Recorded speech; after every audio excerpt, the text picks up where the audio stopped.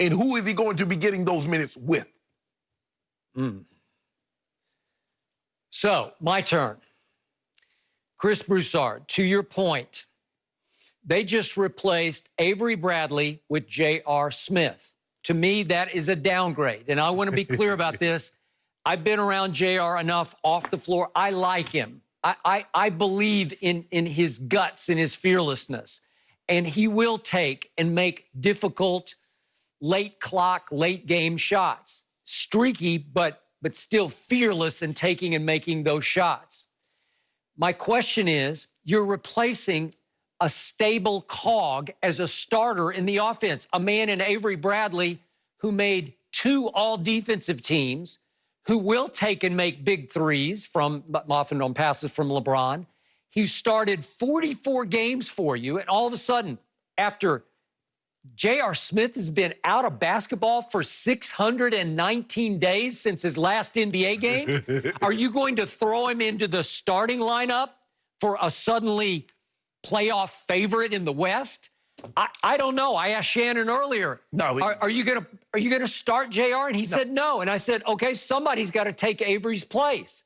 Who is it? KCP in the starting lineup? KCP. Okay. Is it Kuzma? I think it's KCP. Okay. Do you take Kuzma and the electricity he brings with the shock troops coming in with the second team? He is the leader of the second team. Do you take that away from the rotation?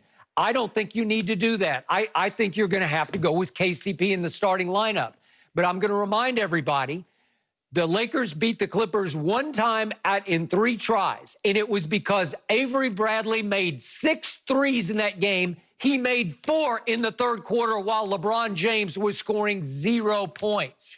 They needed Avery to get over the hump to beat the Clippers one time in 3 tries, and he's not there anymore. So I'm with you, Chris, and I appreciate the fact that you brought up, let's not exactly start making JR the third part of the big 3 here.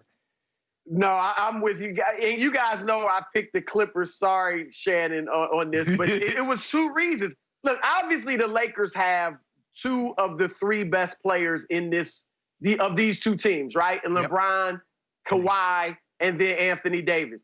But I think the Clippers' depth and their dog factor. You know, I think they're hungrier as LeBron is for this 4th ring. I just think up and down the roster, the Clippers have more dogs. And Avery was one of those dogs that LeBron could count on. We don't want to overstate how good he is. It's not an insurmountable loss, but he was a dog. He could defend. And like Skip said, he was 3-and-D. And he actually was shooting the 3 really well in February and March. So it's a loss. And I don't know how much JR is going to play. Remember, they chose Dion Waiters over him late in the season. They tried both of them out. So I don't know if we're going to see him on the floor a lot. But look, I get it, Chris. You got the Clippers and you want to stay with your pick. But you do understand that we're a restaurant and we got our house specialty. Now, we add a couple of things to the menu. Yeah, we added Dion Waiters. Yeah, we added JR. But you know what our specialty is. And when you come to our restaurant, you come to order LeBron James and Anthony Davis. Don't forget that. Okay? Just so we clear. I hear you. Look, Anthony Davis, I was saying it all year. He's got to be huge in the 4th quarters, and he wasn't most of the season. He was getting there late.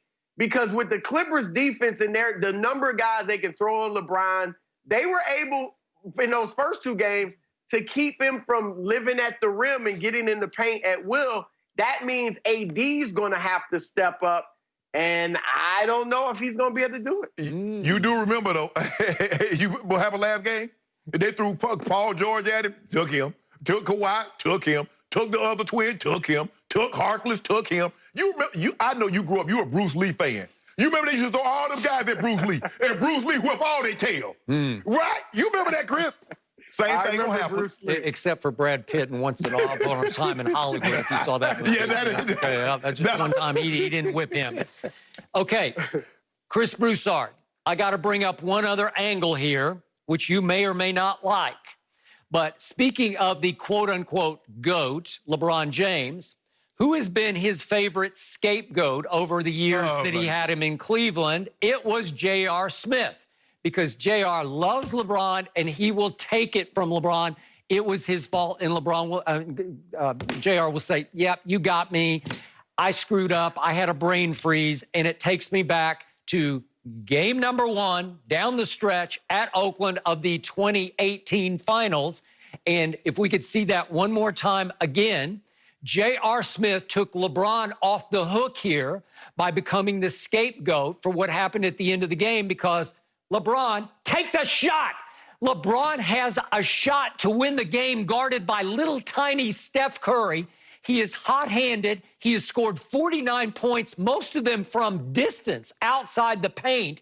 And LeBron fails to rise and shoot a jump shot to win the game down 1 at Oakland, where they could have stolen game 1. Instead, what? LeBron just decided to pass to George Hill so that he's going to have to shoot the 2 free throws to win the game. Obviously missed the second one.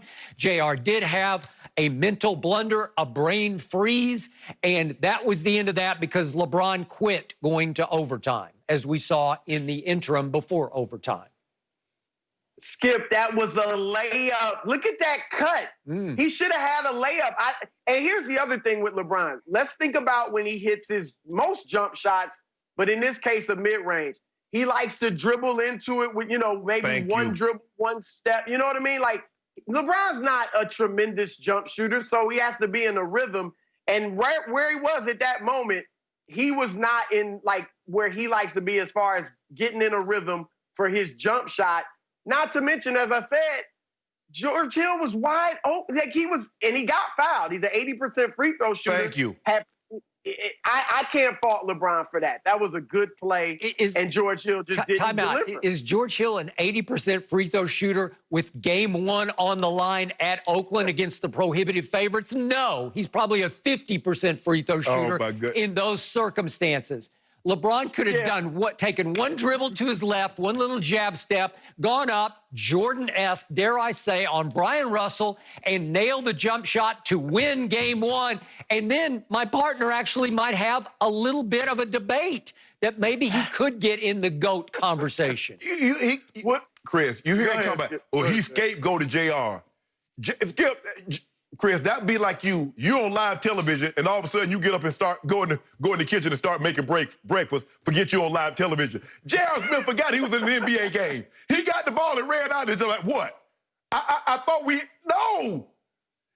How you gonna scapegoat something? You can't scapegoat someone that actually did the thing that we're scapegoating you for. There is no scapegoating. J.R., you blew it. How you gonna scapegoat that, Skip? Okay, but you're tied going to overtime of game 1. And LeBron sits apart from the team during the timeout and basically says, I don't want to associate with them. Skip, stop saying that. Chris, if you can see this in the monitor, there's one empty seat between LeBron and JR. Okay, but he's not in the middle. Jordan would have been right in the middle of everybody saying, okay, we got exactly what we wanted. We're tied going to overtime.